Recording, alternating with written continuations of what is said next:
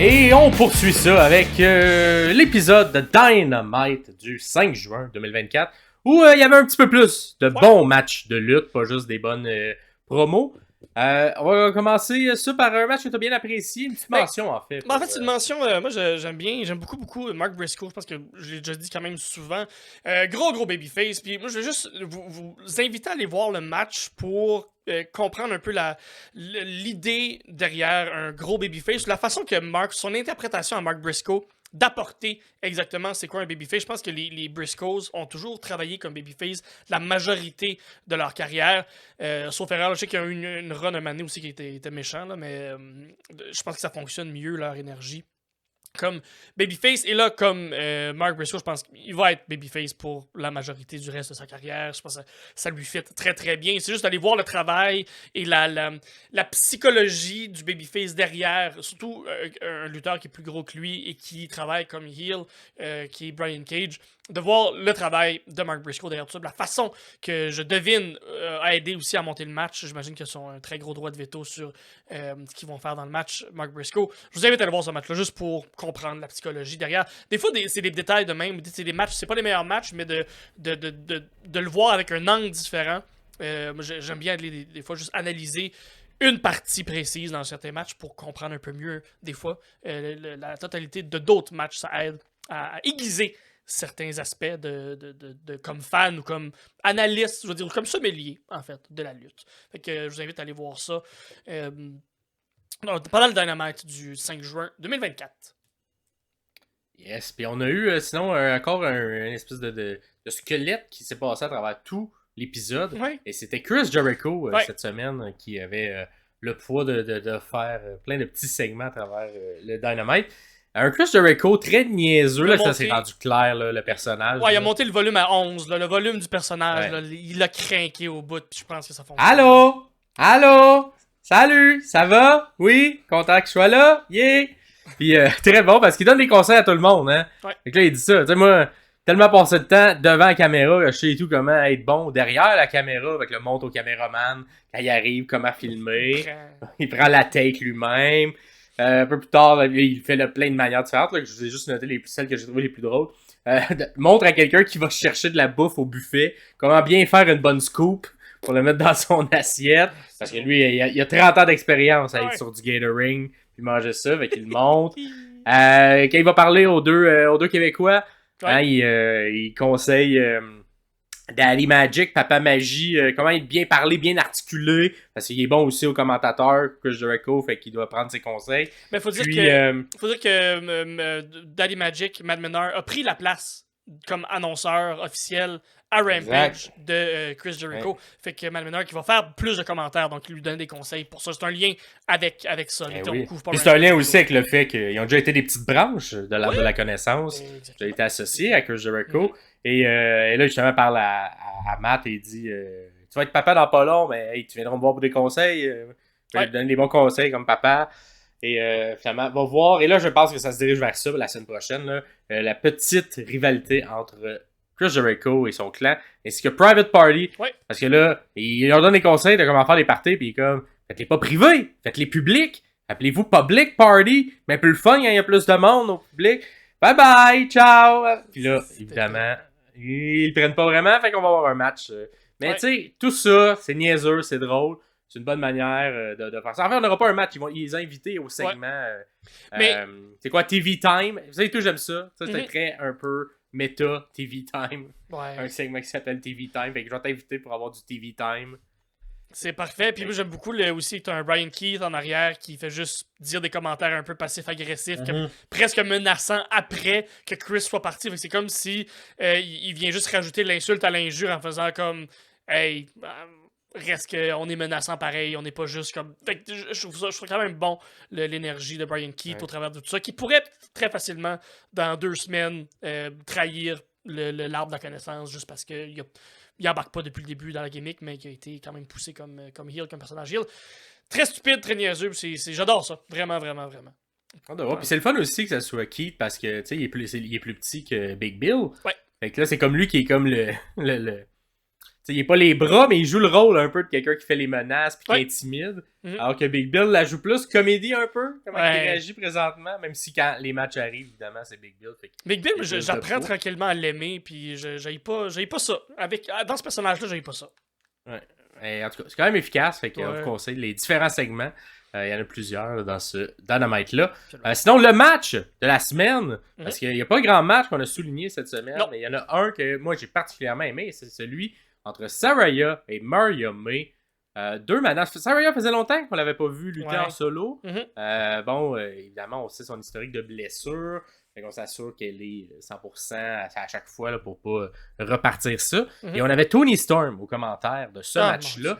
Mais Maria May, encore une fois, c'est bon. On commence par Toni. Vas-y donc, qu'est-ce que t'as apprécié des commentaires de Toni? Elle a dit un commentaire, là, puis j'ai vu des memes passer, c'est pas juste moi que ça a marqué. Là. Elle disait de Maria May de faire à Saraya cave her tits in, ou hit her when cave her tits in, because you know AEW is where the breast wrestling is. C'est un jeu de mots avec best puis breast wrestling. Ça m'a tellement fait rire. C'est des quotes comme ça, là, excellente Toni Storm présentement. Elle réussit bien à tout saisir ces subtilités-là, puis être aussi niaiseuse que presque pertinente à la limite, mais c'est stupide. J'adore ça. Puis le match comme tel était très très bon aussi. Fait que c'est la bonne lutte. Du stupide puis de la bonne lutte bien mis ensemble. C'est très bon. Hey, vraiment. Puis c'est très... tu sais, Saraya, on connaît comment elle peut être excellente dans le ring. Même si les blessures l'ont un peu ralenti dans les dernières années. Puis là, Maria May, mais tu sais, entre autres, là, il y a eu un missile dropkick de Maria May, mais tu sais qu'elle atterrit comme ça, claque direct dans l'épaule, direct à la bonne place, ça rentre, on dirait que c'était Bryan Danielson qui avait fait ce missile dropkick-là, tellement il était précis, bien rentré à la perfection. Beau sel aussi de Saraya qui le reçoit, mais tabarouette que c'était un bon match de lutte. La soumission finale que Saraya nous ramène, ça faisait longtemps qu'on l'avait pas vu, ça. C'est beau, là. C'est beau, elle la poigne partout, puis elle la lève dans les airs un peu, un genre de sharpshooter. Je sais pas comment expliquer ça. Sharpshooter, octopus. Je sais qu'il y a un nom pour ça, là, mais je me souviens plus. Ouais. Vous nous le dire, Pierre-Paul, dans les commentaires, le nom exact de ça. Mais ça look, c'est bon, puis un peu déçu quand même que Maria n'ait pas la victoire, mais bon, on s'entend qu'on construit. Puis là, c'est ça qui est bizarre, c'est qu'on construit comme deux rivalité en même temps parce qu'on s'en va à Forbidden Door. Et là, on a l'opposante de Toni qui s'en vient de Forbidden Door, qui était également dans le clan de Maria May à la Stardom. Et là, ça se termine un peu. Genre de triangle amoureux, là. Ouais, ça se termine avec... On va commencer par ce premier segment-là. Fait que il arrive en deuxième, mais vu que c'est le match qui arrive en premier. Fait que triangle amoureux, pour qui va garder un peu la garde de Maria May, fait qui Maria May aime plus. Puis là, les deux, genre, se passent Maria dans leur toton, pis c'est niaiseux, c'est vraiment con. Avec le commentaire plus tard aussi, là, de Toni qui, comme, surligne le fait, where's the breast wrestle, pis que les deux ont quand même une poitrine qui est mise de l'avant à travers tout ça. C'est très niaiseux, pis là, ça amène à quoi? Est-ce que, tu sais, d'après moi, Maria va devoir choisir dans le match. Je pense que oui. Qui elle va plus préférer? Est-ce que c'est enfin là qu'on va voir le turn? Comment ça va se passer? Mais en même temps, on construit, on dirait, la prochaine rivalité de Toni Storm avec Saraya et le clan, parce que à la suite du match, Toni tente d'aller sauver Maria, son amie qui se fait frapper. Elle se fait frapper également. Fait que là, ont un peu le rôle des gentils présentement, Maria May et Toni Storm. Et Saraya, sa compatriote, ont le rôle des méchants. Fait que ici, on va voir ce match-là se construire en même temps. Fait que là, c'est un peu dommage parce que, évidemment, même si Forbidden Door, on s'en doute, mais on se doute que Toni Storm risque de garder la ceinture parce qu'on construirait pas cette histoire-là avec Saraya pour la suite. Non, fait que là, ça va un peu le punch de Forbidden Door. Fait que c'est peut-être ma petite critique de les construire les deux en parallèle. Exact. Mais si ça amène le fait que Toni reste championne, mais pas Maria May, là, ça peut peut-être amener un angle intéressant dans la future rivalité avec Saraya. À voir. Puis tranquillement, pas vite, on amène ça vers Maria et Toni. Mais non, c'était très drôle, c'était très bon. C'était c'était de la lutte. La bonne lutte in ring, la bonne lutte aux commentaires. Ça m'a fait rire. Il y avait tout dans ce match-là. Fait que on vous le conseille, allez voir ça. C'est AEW met une bonne partie de leur match là, sur YouTube. Fait que vous pouvez les retrouver facilement. Oui, c'est ça. Puis assurément voir le segment final de ce qu'on vous explique. Même si on vous a mis des photos à travers tout ça. Et ça, finalement, au travers de cet épisode-là aussi, on a eu des bonnes promos, comme une promo de Bryan Danielson qui a fait backstage, qui était une promo pas aussi intense qu'il fait d'habitude. Il était plus dans la discussion avec la caméra, donc avec nous qui écoutent faire sa promo. Mais c'est ce qu'il a dit là-dedans, je trouve, qui était très intéressant, puis un bon propos où il souligne un peu toutes les défaites qu'il y a eu dans la dernière année, depuis le Anarchy Indiana Arena de l'année passée, où il a été blessé, à son retour, il y a eu de la misère à aller chercher des victoires. Puis il nous a annoncé que finalement, il lui restait peut-être un peu plus de temps à lutter que l'année qu'il avait annoncé. Mais on sent qu'il a encore redit qu'il s'en va vers un part-time, donc un job à temps partiel comme lutteur, où il va lutter peut-être plus proche de 3, 4, 5, 6 fois par année que de lutter une trentaine de fois par année. Donc, mais qui veut finir cette année-là on top. Il veut... Fait que est-ce qu'il va réussir à aller chercher une ceinture? Est-ce qu'il va réussir à aller battre Will Ospreay? Est-ce qu'il va réussir à aller finir une des histoires, des 1000 histoires qui a commencé ou des rivalités qu'il y a eu dans la dernière année, qui était plus comme une checklist, mais qui a très rarement été capable de finir comme avec le win, avec la victoire. Avec la victoire, mon Dieu. J'ai oublié le mot victoire. Fait que non, j'ai une petite promo super le fun qui nous explique un peu le futur de M. Danielson dans les prochaines semaines. Puis pas une grosse. Et qui nous rappelle l'histoire aussi, là, si jamais t'as pas suivi, il nous rappelle que oui, effectivement, tout ce qu'on a dit, tout ce qu'on sait, il nous le rappelle dans cette promo. Fait que c'est comme un peu un catch-up pour tous les gens qui n'auraient peut-être pas nécessairement suivi la All Elite Wrestling au cours des derniers mois, mais qui veulent s'y intéresser parce qu'on s'entend. All Elite, j'ai l'impression que All In, le show à Wembley, c'est leur plus gros, c'est leur WrestleMania. Fait que là, on dirait Forbidden Door est le début de ce road-là. Fait qu'on dirait qu'on peut ramener un peu de monde là, qui tombe dans le bateau parce qu'ils vont s'en intéresser un peu plus durant l'été. Fait que une bonne manière. Puis j'ai hâte de voir parce que ça serait quand même, à connaître Tony Khan, pas mal certain qui va pas laisser partir Bryan sans au moins lui donner une fois la ceinture. Je pense pas.